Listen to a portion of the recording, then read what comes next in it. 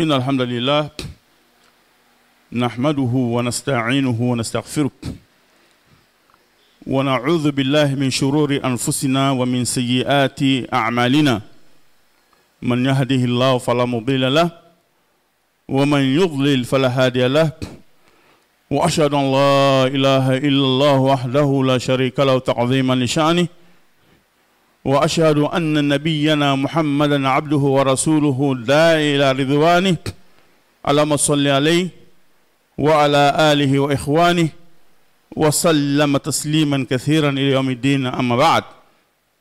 Louange à Allah, Seigneur des mondes, le sage, le cherchant par excellence, le détenteur de la royauté suprême et totale, le puissant, le propriétaire des paradis sublimes et de l'enfer extrême, maître du levant, du couchant et du jour sublime et du jour ultime. J'atteste qu'il n'y a point de divinité, digne d'adoration en dehors d'Allah, qui est unique et sans associé. Et j'atteste que Muhammad sallallahu alayhi wa sallam est son serviteur et son envoyé, que les prières, le salut, la miséricorde et les bénédictions de mon Seigneur soient sur lui, sur sa famille, sur ses compagnons et sur tous ceux qui suivront son chemin jusqu'au jour de la rétribution qu'Allah nous inscrit parmi ceux-là. Au neuf serviteur d'Allah, la suite logique de notre quatrième intervention relative à la préservation des liens familiaux oriente notre propos sur la désobéissance envers les parents et ses conséquences. L'organisation de notre exposé s'articule en 3 points. Premièrement, les actes qui traduisent la désobéissance envers les parents. Deuxièmement, le châtiment réservé à celui qui désobéit à ses parents ou les maltraite. Troisièmement, le récit d'un portrait réaliste de désobéissance aux parents.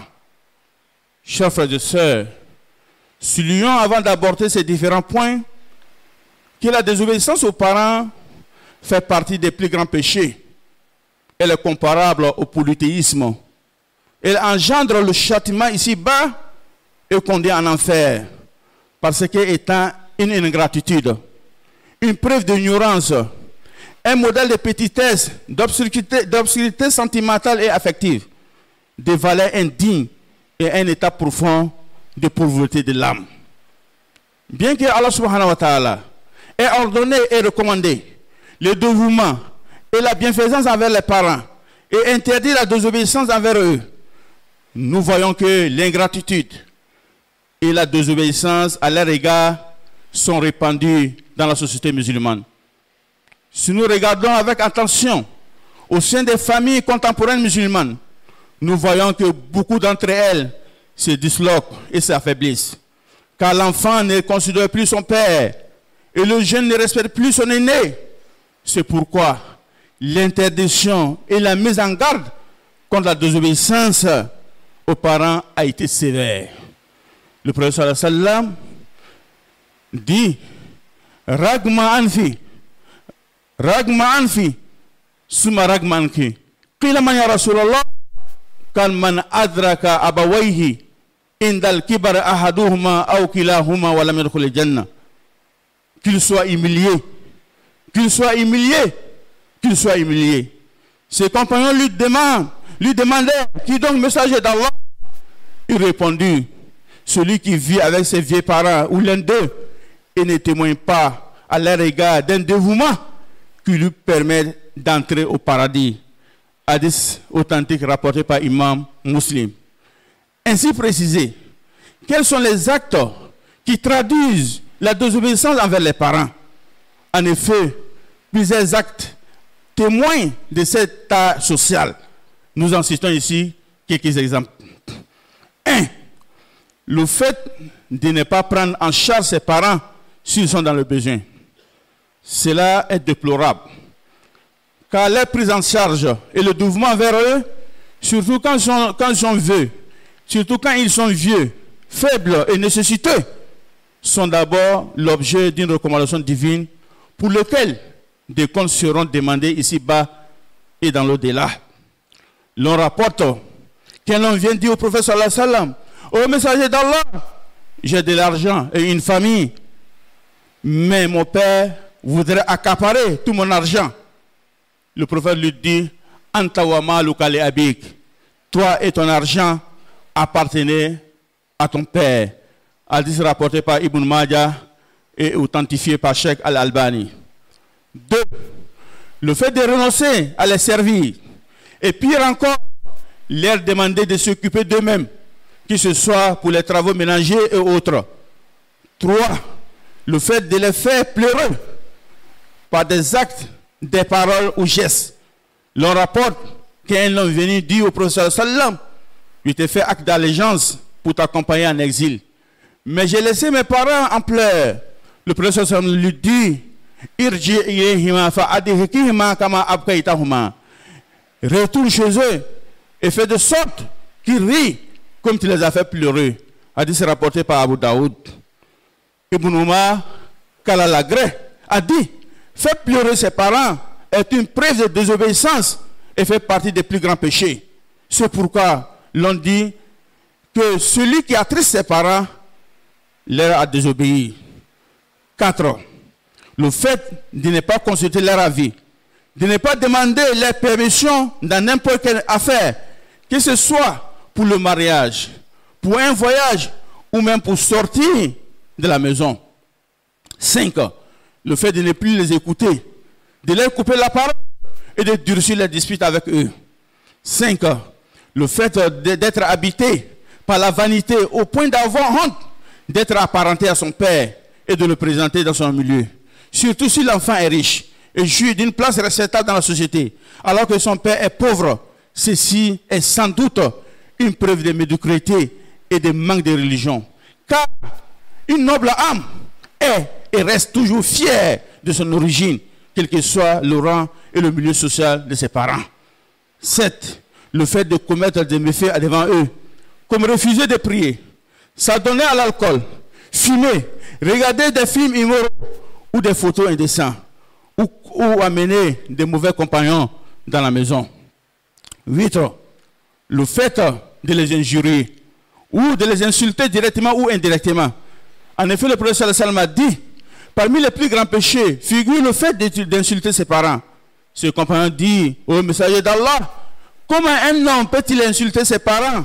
Comment un homme peut insulter ses propres parents? Le prophète dit, il insulte le père d'un homme et ce dernier insulte son père. Ou qu'il insulte la mère de quelqu'un et ce dernier insulte sa mère.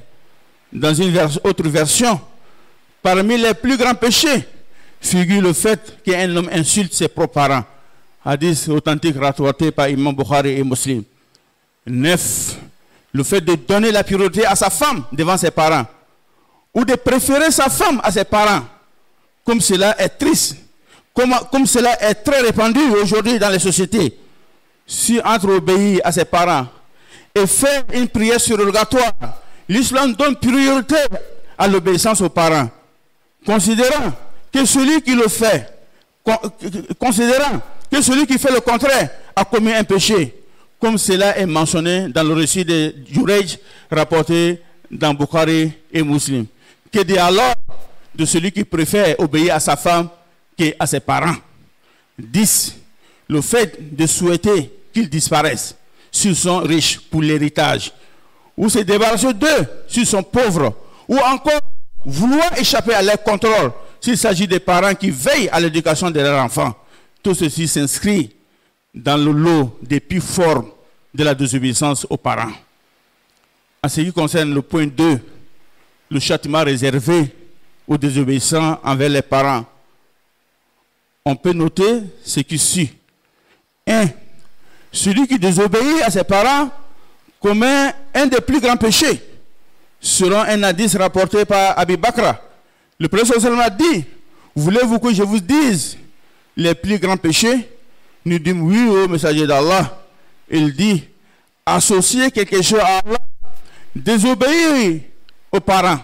Puis il s'assoit alors qu'il s'était accoudé et dit, c'est ainsi que dit des propos mensongers. et faire des faux témoignages. Il est nécessaire de le répéter jusqu'à ce que nous nous disions « Ah, si c'était tu ». Hadith reconnu, authentique par Bukhari et Muslim. 2.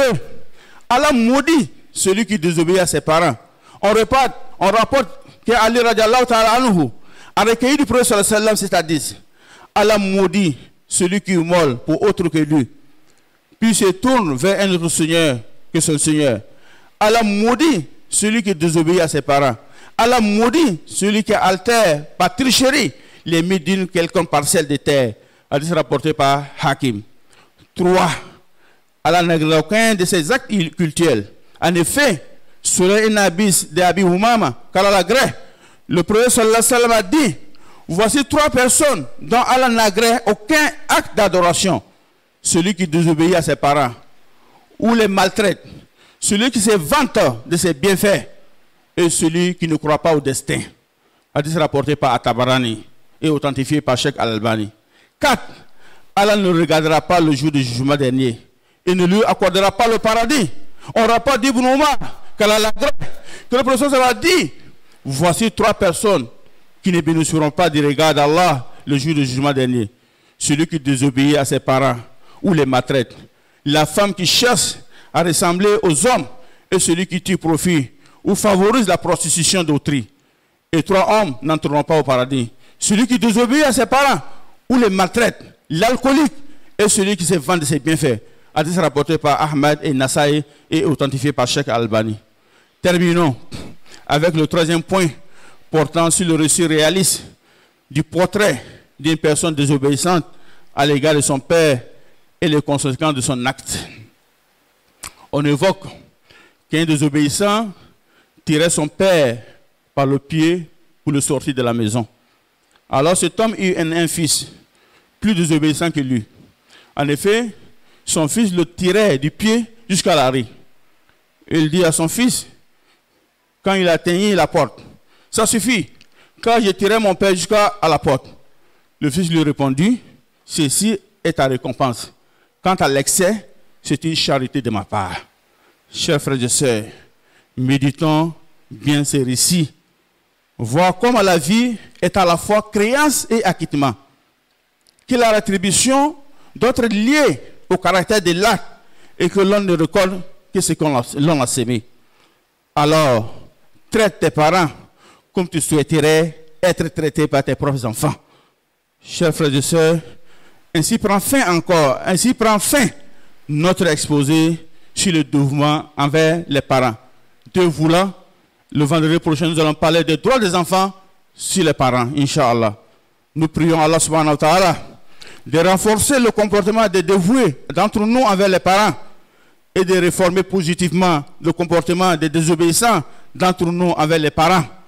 Qu'Allah fasse de nous et de nos progénitures des musulmans vertueux, pieux et sincères et dévoués envers les parents, et qui nous accorde à tous Jannat al-Firdaus comme dernière demeure, et que la paix et la miséricorde d'Allah soient sur le luminaire du monde, le sceau de la prophétie, notre bien-aimé Mohammed sallallahu alayhi wa sallam, ainsi que sa famille, ses compagnons et tous ceux qui suivront sa voie jusqu'au jour de la rétribution, face à Allah qui nous sommes parmi ceux. Ibadallah inna Allah amarakum bi amri madawi min asih wa sanna bi malaikati musabbihati bi kursi faqala qawlan karina Allah malaikatu yusalluna ala nabi ya ayyuhallazina amanu sallu alayhi wa sallimu taslima Allahumma salli ala Muhammad wa ala Muhammad kama sallaita ala Ibrahim wa ala Ibrahim innaka Hamidum Majid wa barik ala Muhammad wa ala Muhammad kama barakta ala Ibrahim wa ala Ibrahim innaka Hamidum Majid وارض اللهم عن الخلفاء الراشدين الأئمة المهديين أبي بكر وعمر وعثمان وعلي وعن الآل والصحابة الكرام وعنا معهم برحمتك يا الراحمين. اللهم أعز الإسلام والمسلمين، اللهم أعز الإسلام والمسلمين، اللهم أعز الإسلام والمسلمين وأذل الشرك والمشركين ودمر أعداء الدين واجعل هذا البلد برحمتك يا الراحمين. ربنا ظلمنا أنفسنا وإن لم تغفر لنا وترحمنا لنكن من الخاسرين. ربنا آتنا في الدنيا حسنة وفي الآخرة حسنة وقنا عذاب النار. عباد الله إن الله يأمر بالعدل والإحسان وإيتاء ذي القربى وينهى عن الفحشاء والمنكر والبغي يعظكم لعلكم تذكرون وأوفوا بعهد الله إذا عاهدتم ولا تنقضوا الأيمان بعد توكيدها وقد جعلتم الله عليكم كفيلا إن الله يعلم ما تفعلون فاذكروا الله جل يذكركم واشكروا